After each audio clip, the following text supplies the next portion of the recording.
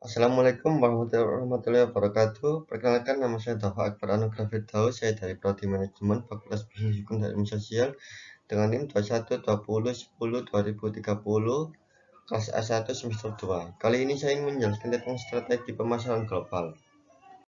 Pemasaran global sendiri menurut Buddha dan Cipta 1997 yaitu pemasaran yang menerima adanya kesamaan pasar dunia yang kompleks melalui integrasi aktivitas-aktivitas pemasaran kosmetik luar negeri maupun internasional yang dapat menimbulkan sinergi dengan tetap mempertahankan tujuan strategis organisasi dan keunggulan bersaing sebagai kekuatan atas usaha-usaha pemasaran global. Strategi memasuki pasar global. Strategi sendiri yaitu alat untuk mencapai tujuan. Dalam menentukan strategi apa yang akan dilakukan, perlu diketahui terlebih dahulu tujuannya, baik tujuan negara maupun tujuan produk yang akan kita produksi. Setelah itu, melihat kelemahan dan kelebihan yang ada, baik yang kita miliki maupun yang dimiliki oleh pesaing. Apabila semua data yang dibutuhkan sudah terkumpul, maka langkah selanjutnya adalah menentukan strategi mana yang dapat kita pilih sesuai dengan keadaan yang sedang dihadapi saat ini. Strategi memasuki pasar global. Keberhasilan strategi pemasaran global harus mempertimbangkan beberapa elemen sebagai berikut. Yang pertama yaitu target pasar, yang kedua waktu, yang ketiga skala bisnis.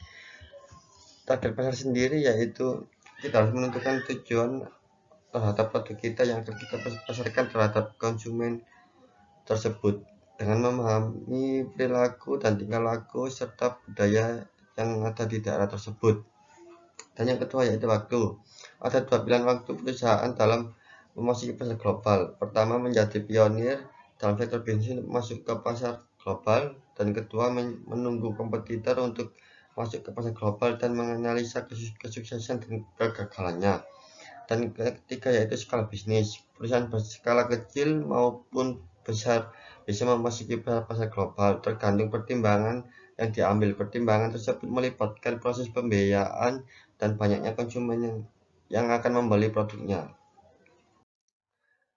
Cara memasuki pasar global. Beberapa perusahaan berhasil masuk ke pasar global dengan menggunakan berbagai metode berikut.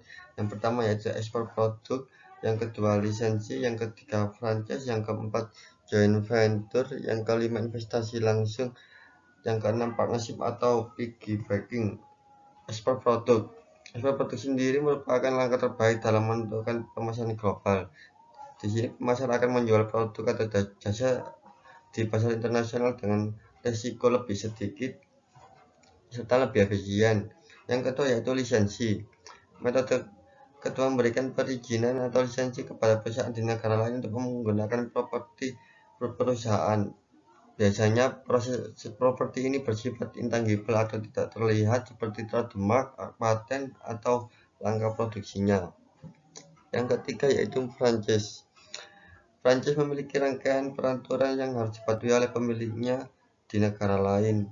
Yang keempat yaitu joint venture. Joint venture adalah dua perusahaan yang mendirikan anak perusahaan baru di pasar global. Yang kelima investasi langsung. Perusahaan secara langsung menginvestasikan fasilitas yang hendak digunakan di pasar global. Cara ini dilakukan untuk membentuk perusahaan baru atau mengakuisisi perusahaan yang sudah ada. Yang keenam yaitu partnership atau piggybacking, yaitu kita harus bekerjasama terhadap perusahaan lain untuk mencapai suatu tujuan agar tujuan tersebut dapat tercapai secara maksimal, yaitu dengan kita sama perusahaan harus saling mempercayai satu sama lain untuk mencapai tujuan tersebut. Terima kasih, semoga bermanfaat presentasi dari saya, dan saya akhiri. Wassalamualaikum warahmatullahi wabarakatuh, dan jangan lupa like, comment, dan subscribe. Terima kasih, see you next time.